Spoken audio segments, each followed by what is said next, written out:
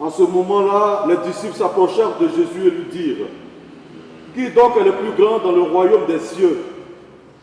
Alors Jésus appela un petit enfant, il le plaça au milieu d'eux et il déclara: Amen, je vous le dis, si vous ne changez pas pour devenir comme les enfants, vous n'entrerez pas dans le royaume des cieux. Mais celui qui se fera petit comme cet enfant, celui-là est le plus grand dans le royaume des cieux. Et celui qui accueille un enfant comme celui-ci en mon nom, il m'accueille, moi. Gardez-vous de mépriser un seul de ces petits, car je vous le dis, leurs anges dans les cieux voient sans cesse la face de mon Père qui est aux cieux. Quel est votre avis?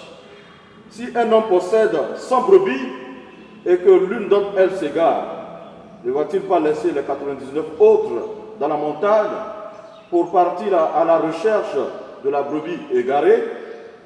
Et s'il arrive à la retrouver, amen, je vous le dis, il se réjouit pour elle plus que pour les 99 qui ne sont pas égarés.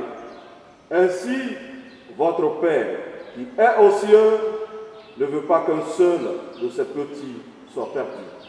Je vais vous mettre. Acclamons la parole de Dieu. Louange à toi, Seigneur Jésus.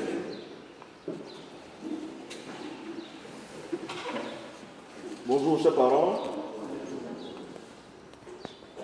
Aujourd'hui, nous célébrons Sainte Claire, touchée par l'exemple du Poverello, une jeune fille d'Assise, offrit au Christ la fraîcheur de ses 18 ans et se confia à Saint François.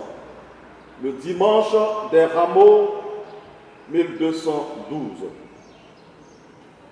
Ce fut l'origine du second ordre franciscain, celui des pauvres dames, ou appelé Clarisse. Sœur Claire est née en 1193 et elle mourut en 1253. Elle a dirigé pendant 42 ans le couvent de Saint-Damien à Assise, le premier de l'ordre. Dans la première lecture que nous avons entendue, également dans l'Évangile, le Seigneur nous demande d'être pour lui et pour nos frères des humbles serviteurs.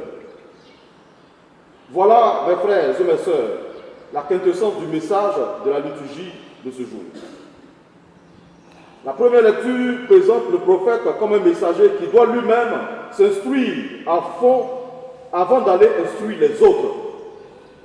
Cela implique pour lui ouverture intérieure et disponibilité extérieure pour le service de Dieu.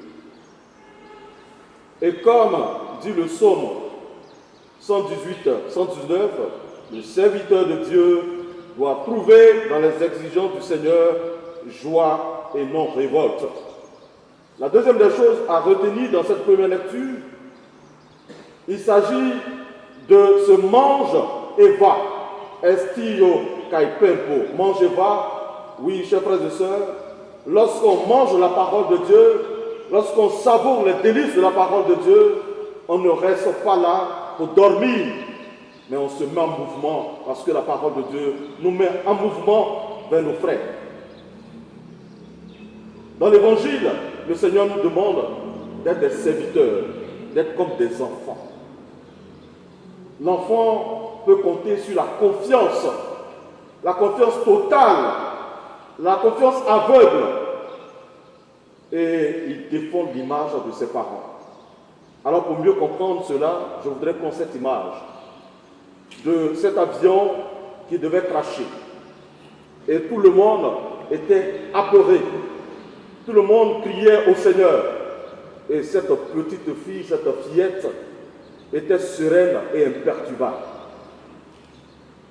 À son voisin de lui demander, mais pourquoi est-ce que nous sommes en train de pleurer parce que nous allons mourir, et toi, la petite fille, tu es sereine. À la fillette de dire à cet adulte, le pilote de l'avion est mon père. Donc je reste sereine parce que je sais que mon Père ne va jamais m'abandonner et mon Père va s'arranger pour que cet avion atterrisse, pour que personne ne périsse. Chers frères et sœurs, au cours de cette célébration, nous demandons l'intercession de Sainte Claire. Nous lui demandons au Seigneur la grâce de la foi et de la confiance totale, mais surtout de l'humilité dans l'exercice de nos responsabilités. Responsabilité dans l'Église, responsabilité en dehors de l'Église. Amen.